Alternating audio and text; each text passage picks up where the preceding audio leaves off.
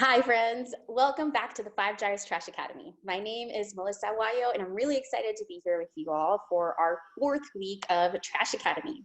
So last week we learned that the chasing arrows and numbers on the bottom of our plastic products don't actually tell us whether it's recyclable, but rather what kind of plastic it is. We learned that there are 6 main types of plastic, with 7 being the catch-all, and we discovered that most types of plastic aren't easily recyclable, and that PVC, plastic number 3, and polystyrene, plastic number 6, should be used cautiously or phased out altogether due to their toxic properties, specifically with plastic number 6. So today we're going to learn about how plastic and other pollutants enter our waterways. So we're going to review watersheds, as well as briefly learn about storm drains and sewage system and how plastic can travel through these systems. So let's dive in.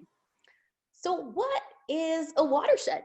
Is it a shed full of water or maybe a floating shed? Not quite. A watershed is an area of land or an area where the water above ground and below ground drains to the same body of water, whether it's a stream, river, lake, bay, or ocean.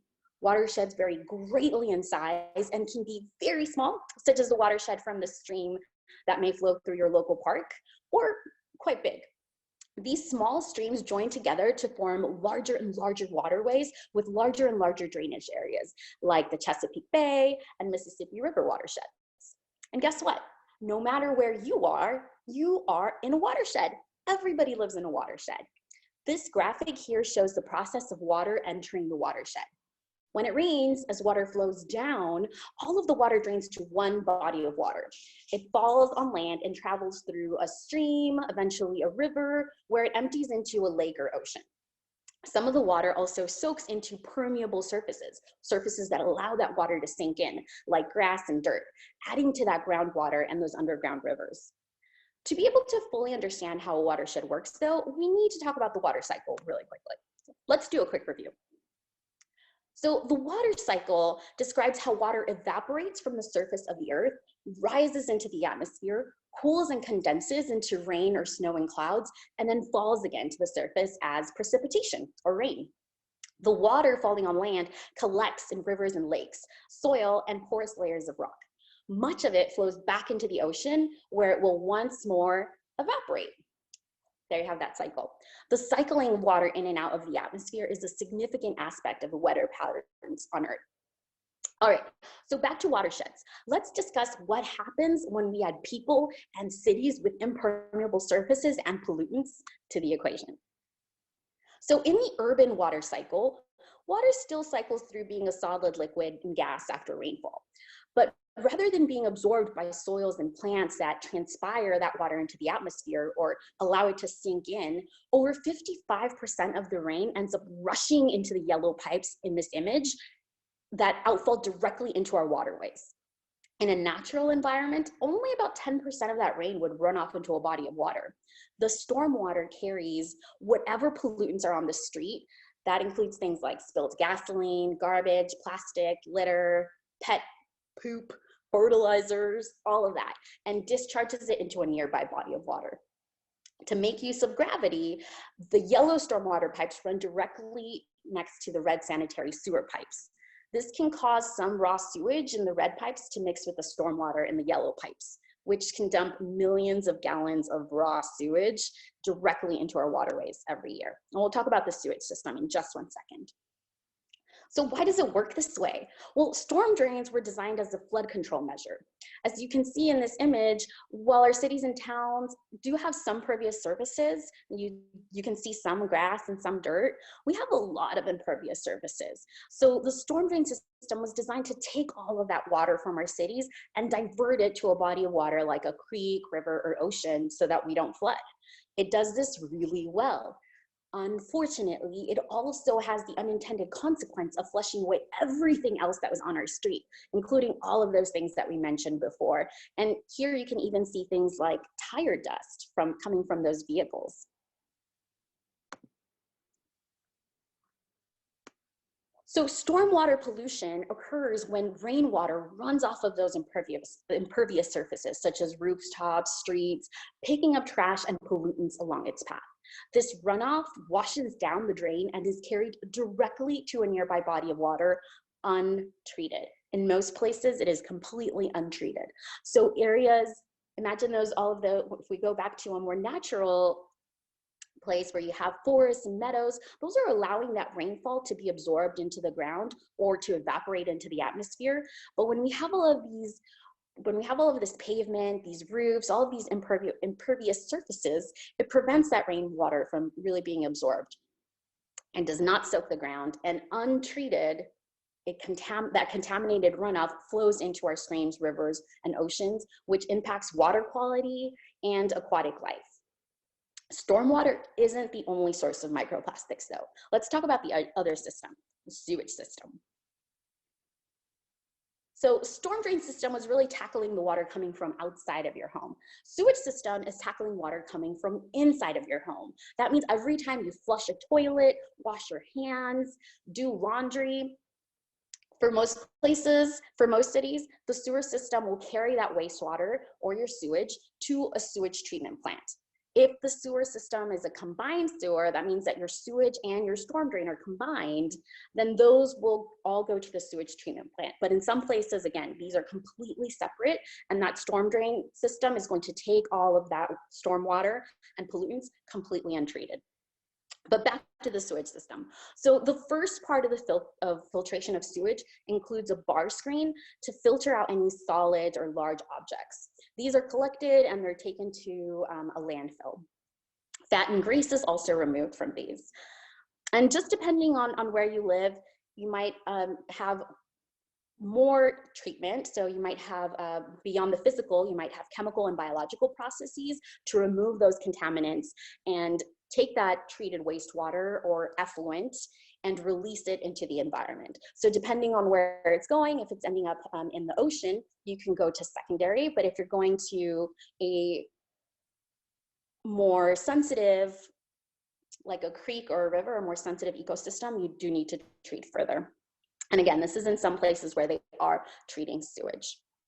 So the byproduct of sewage is a semi-solid waste or slurry called sewage sludge, and this sludge has to undergo further treatment before being suitable for disposal or applied usage on land. So they do use it sometimes for fertilizer for agricultural purposes. So let's say that all sewer and stormwater systems are working as they're intended. There is still a major hidden pollutant that both of these systems contribute to: microfibers. What is a microfiber? Well, microfibers are synthetic fibers that have a diameter of less than 10 micrometers. This is smaller than a diameter of strand of silk or even human hair. It's about 1/5 of the diameter of human hair. The most common types of microfibers are made from polyesters, things like nylon, Kevlar, or a conjugation of polyester and polypropylene. Remember, we talked in an earlier lesson about how they use water bottles and use them to create clothing. This is exactly what we're talking about. So these fibers are used to make mats, knits, and weaves for apparel, upholstery, industrial filters, and even cleaning products. And the shape and size and combinations of these synthetic fibers are selected for specific characteristics, including softness, toughness, absorption, water repellency, and filtering capabilities. Sounds pretty amazing in theory, right? You're taking these used water bottles and using it to create new material. How could this be bad? Well, let's watch this short clip from Story of Stuff to understand more about how microfibers and how our clothes can shed and contribute to this plastic pollution health crisis.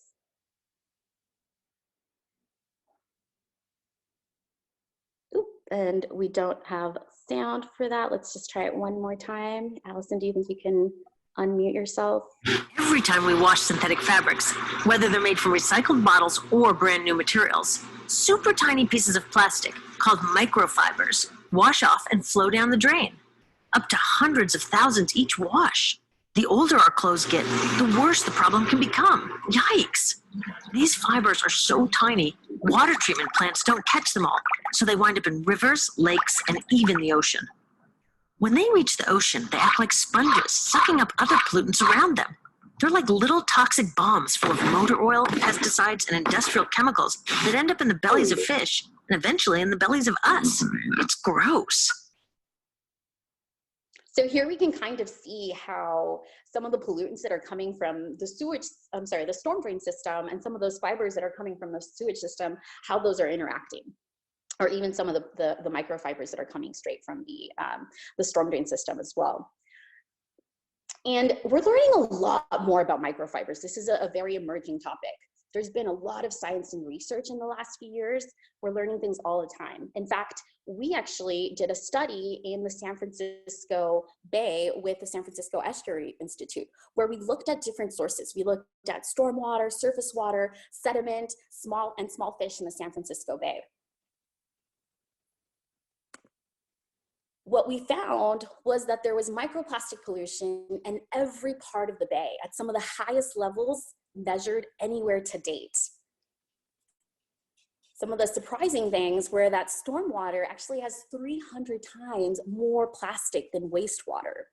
And microplastics are coming from from lots of different places, from single-use foodware, nurdles, cigarette butts, personal care products. So you may be asking yourself, okay, but doesn't Mother Nature have any ways to combat pollution or filter stormwater? Well, yes and no. If all of the natural systems of the water cycle were working properly and there was a harmonious balance between humans and natures, we should not have any issues, because wetlands and groundwater act as natural filtration systems before river water flows into our oceans. However, due to urban watershed cycle and our ineffective wastewater management system, we are shrinking and depleting these wastelands, and they cannot tackle this issue alone. This is also not just an environmental issue. Around the world, 2.1 billion people lack access to safely managed drinking water services, and 4.5 billion people lack safely managed sanitation services. The health and development implications of this are staggering. Almost 80% of diseases in developing areas are associated with water. Degraded watersheds contribute to a lack of reliable supplies, which in turn creates an increased need to store water in containers, which can serve as mosquito larval habits such as drums, tanks, and concrete jars. Additionally, the lack of access to clean drinking water can spur the increased production of bottled water and exacerbates the global plastic pollution crisis. So what can we do about this? We wanted to share some of the science-informed solutions from our San Francisco Bay microplastic study. Even though it focused in the San Francisco Bay, some of these solutions can be applied everywhere. So one great solution is green stormwater infrastructure. What's really great about this is that it has multiple benefits. So things like rain gardens, bioretention systems, and using landscape design can help reduce microplastic in creeks. These rain gardens or permeable paving allows that rainwater to filtrate and not push out all of those microplastics and different pollutants. Pretty cool, not to mention green space. Our second solution is exploring filtration on washing machines to prevent fibers from entering wastewater. So we know that our wastewater system wasn't designed to capture these microfibers. So what we're looking at now is how can we look at studies to evaluate the effectiveness of filters on residential, industrial, and commercial washing machines. You can see these in here are these little flowers are used to capture some microfibers, but again, that's putting a lot of the onus on the consumer. Is there something that we can do to put these on washing machines directly? In the meantime, things that you can do are things like washing clothes less frequently, using a front load washing machine, and maybe installing a filter if that's an option for you, as well as buying quality material or even old clothing. And then finally, support policies that phase out single-use plastics and packaging. San Francisco and other cities are working to reduce single-use plastics. I know we've seen a little bit of a hit on that with the current health crisis, but we're still working hard to pass these types of disposable free dining ordinances that other communities can model. This is the way that we can really reduce and prevent all of those single-use plastics from ending up in our waterways, whether it's through the sewage system, the storm drain system, surface water, you name it. All right, So we have a challenge for you this week. Your challenge is to research what watershed you live in and find what major bodies of water it flows into. Most people don't know what watershed they live in. So find what watershed you live in and tag 5 Gyres on Instagram or Facebook to tell us the name of your local watershed. And next week, we're switching it up a little. We are going to do a movie screening. So tune in to learn about an epic adventure next Wednesday. And as we continue to do these Trash Academy videos, please share them out so we can get this resource out there. And we kindly remind you that we are a nonprofit. So if it's at all possible to donate, we would very, very much welcome that. And we'll include some information on that in the bottom. Thank you all so much. Please share with a friend and don't forget to tune in next week for our movie screening.